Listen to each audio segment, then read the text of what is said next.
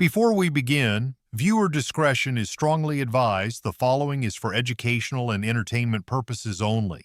In an unforeseen twist during the high-profile federal trial of Sean Diddy Combs, a name few expected to hear in a courtroom again emerged as a key witness. On the ninth day of the proceedings, Bill Cosby, visibly aged and frail, entered the witness box, delivering a testimony that stunned the courtroom and sent shockwaves through the media. When questioned about his decision to testify, Cosby's response was chillingly direct. Staring at the jury, he declared, "What he's accused of doing makes my past look trivial." The courtroom erupted in murmurs, setting the stage for one of the most jaw-dropping moments of the trial. Cosby's testimony unveiled allegations not yet presented by the prosecution, prompting gasps, headlines, and even a rare pause from the judge. The anticipation began when the prosecution submitted a sealed document labeled Witness Priority, Classified. Whispers filled the room as the defense team, upon learning the witness's identity, initially scoffed only to fall silent when the judge deemed the testimony admissible.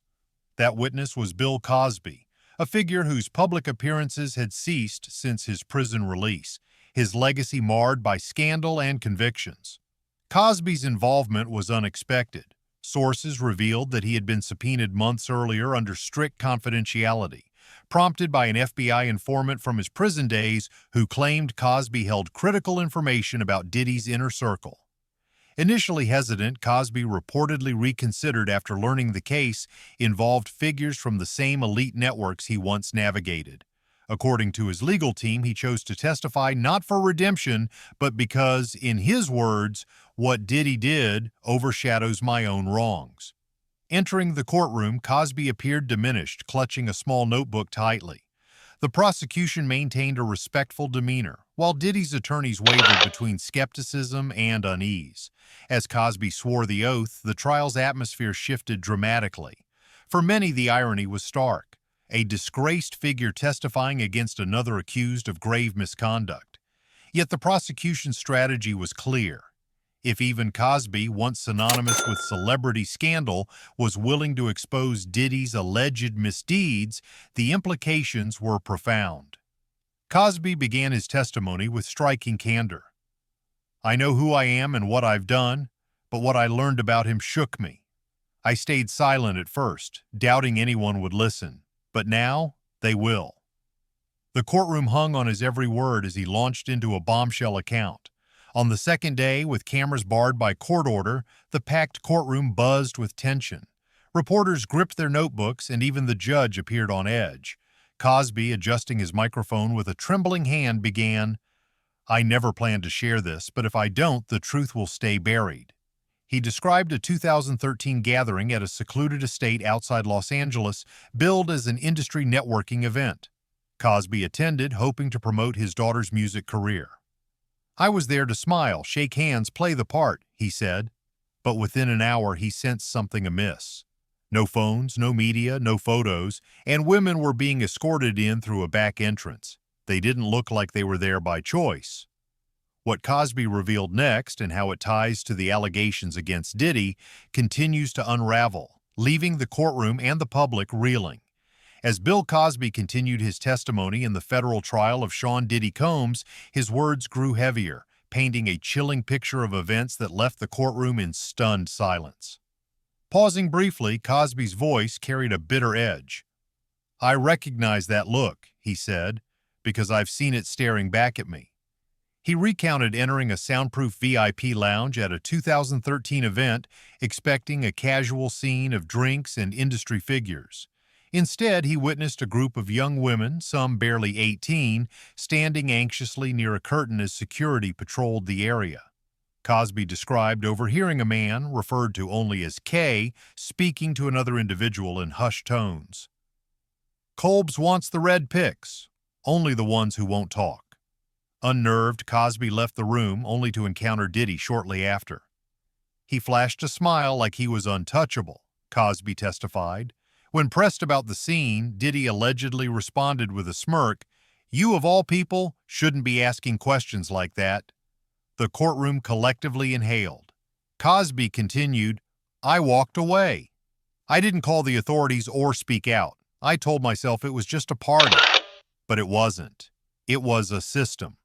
Cosby revealed he later received a gift from Diddy, a vintage watch accompanied by a handwritten note reading, "Real men stay silent." That note, now entered as Exhibit 43B, was handed over to the prosecution.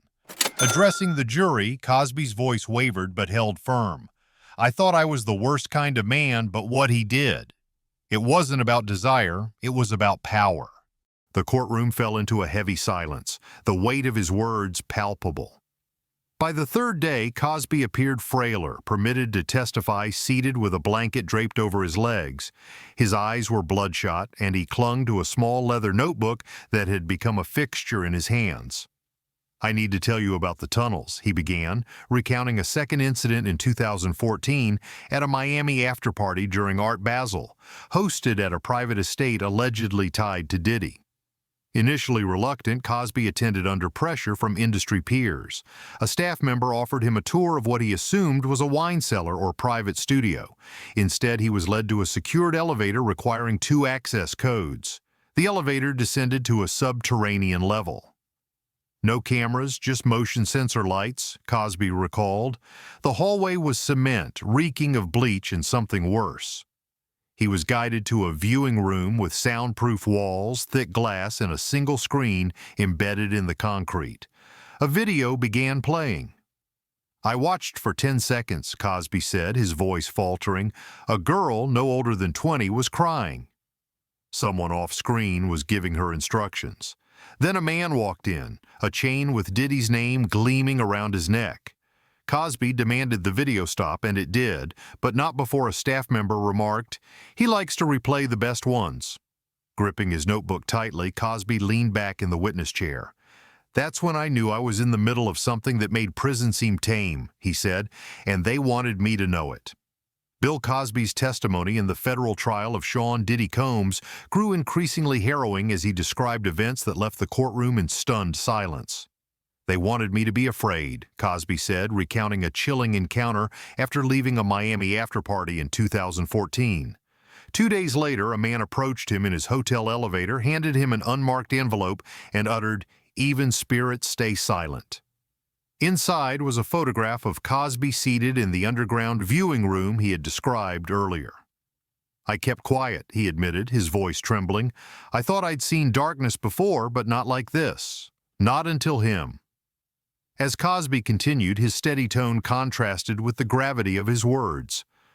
"It wasn't just a party," he said, describing exclusive gatherings hosted by Diddy.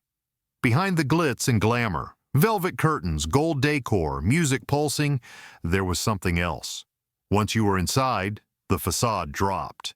He claimed these events, with cryptic names like Crimson 10, Pulse Sync, and White Rapture, weren't mere nightlife spectacles. They were codes, Cosby alleged, signals for those in the know. You didn't ask questions. You played along or you weren't invited back. Cosby asserted that several high-profile celebrities attended these gatherings, drawn in by luxury. They held champagne flutes, smiling, oblivious to what might have been in their drinks, he said. He recalled overhearing a disturbing remark made by Diddy to a select group. "They won't recall what they agreed to if they don't remember the night." The comment, Cosby claimed, was delivered with a laugh, as if it were a casual jest. The testimony took a darker turn as Cosby described a New York event where he saw a person being carried out, wrapped in a blanket. "No ambulance, no commotion, just silence," he said. "The music kept playing and people kept dancing. Then came a moment that electrified the courtroom. Cosby carefully unfolded a napkin from his coat pocket, revealing the words, 'She's only 17, written in what he claimed was Diddy's handwriting. He said it was left on a bar table at one such event. The courtroom erupted until the judge demanded order, but the revelation had already shifted the trial's atmosphere. Cosby leaned forward, his voice carrying the weight of a man confronting truths darker than his own tarnished past. He recounted a 2004 night in Miami that he described as a nightmare that exposed the scope of Diddy's alleged influence. I was invited, thinking it would be music, drinks, industry chatter, he said. Instead, he was introduced to a Hollywood agent who spoke of meeting a rising star, a young French model. They talked like she was destined for fame, already booked for something big, Cosby recalled. The meeting occurred at a private residence, heavily guarded with no cameras or phones allowed. It didn't feel like a party, Cosby said. It was cold, orchestrated. People weren't mingling. They were observing. He described the young model entering the room visibly anxious. She sat, offered a polite smile, but within moments the atmosphere shifted in a way that left Cosby unsettled. Bill Cosby's testimony in the federal trial of Sean Diddy Combs grew even more unsettling as he described a tense encounter at a 2004 Miami event. I could see she didn't want to be there, Cosby said of a young French model who quietly asked an assistant if she could leave. She was told to relax and wait for Diddy. When Combs arrived, his charisma filled the room, but the mood shifted when the model reiterated her discomfort. He looked at me, Cosby recalled, and said, "She'll be grateful when she's a star." Cosby testified that he confronted Diddy saying he was crossing a line. He laughed like I was missing the punchline, Cosby said. Then he told me, "You don't know what crossing a line means." I believed him. Shaken, Cosby left immediately, summoning his driver to return to his hotel. The prosecution presented travel records and flight logs corroborating Cosby's timeline for that night. He concluded, "That was when I realized I wasn't the most dangerous person there, not by a long shot. Whatever I thought I knew about power, it was nothing compared to what I saw in his eyes." The courtroom sat in stunned silence, the defense momentarily paralyzed, as if wary of challenging testimony that could unravel further. On his final day, Cosby returned, frailer but resolute, clutching a thick legal folder. "What I'm about to share has haunted me," he said, "not because it's my story, but because it isn't." He presented 2 letters, sealed in evidence sleeves, sent anonymously to his legal team after he began speaking out. "I didn't know who wrote them, but they confirmed I wasn't alone," he said. Cosby read the first letter, written by someone claiming to be a former assistant at elite industry events tied to Diddy's circle. The note described suitcase girls, young women flown in without ID or luggage. "I saw an executive handed an envelope with names, each marked with a flag like a menu," the letter read. "It wasn't food. I quit that night. I couldn't sleep anymore." Murmurs rippled through the courtroom as Cosby unfolded the second letter, typed and formal from a former personal chef at Diddy's private events. "I was given 2 menus," it stated, one for food, the other a coded list for VIP accommodations. Platinum tray orders weren't desserts. The writer expressed fear of retaliation but urged Cosby to share their account. Pausing, Cosby addressed the judge. "I held back because I was scared, too." Fear is poison and truth is the only antidote. The prosecution labeled the letters Exhibits 54A and 54B.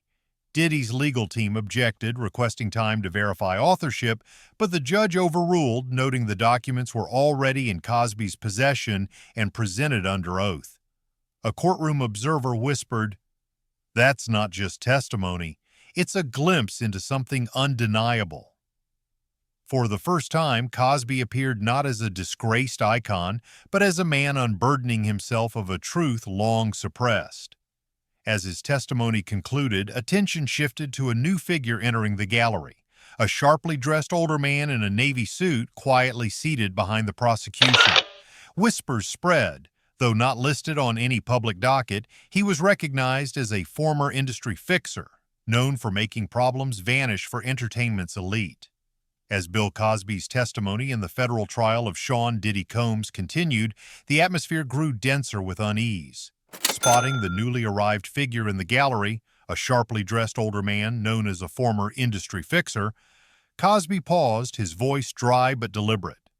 "Good to see you again," he said into the microphone, prompting a raised eyebrow from the judge.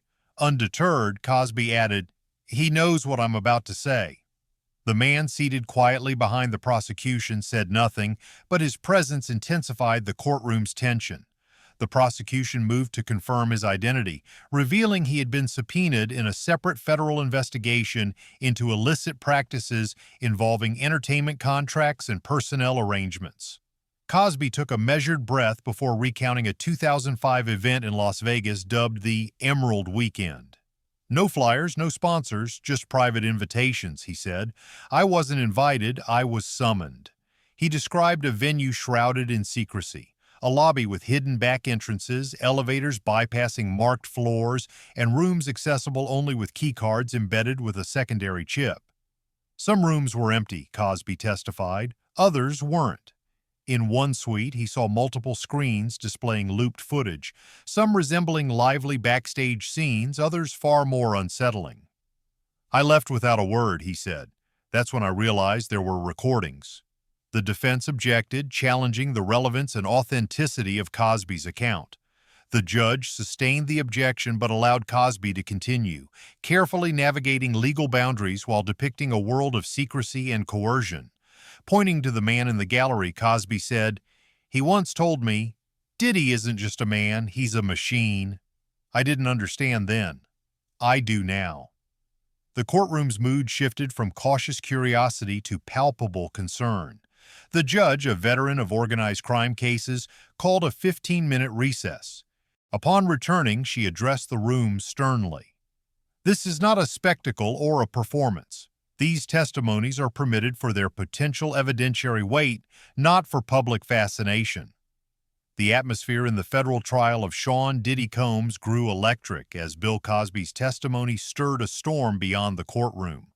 Outside, news vans multiplied, social media hashtags surged, and anonymous statements from former employees and insiders began flooding legal channels. The prosecution approached the bench with a sealed folder containing transcripts of two unverified accounts that echoed Cosby's chilling narrative. One described a storage facility leased under an alias allegedly linked to Combs's team. The other mentioned enigmatic recordings known as vault reels. Visibly unsettled, the judge ordered the materials reviewed privately in chambers, withholding them from evidence for now. Yet the implications were undeniable.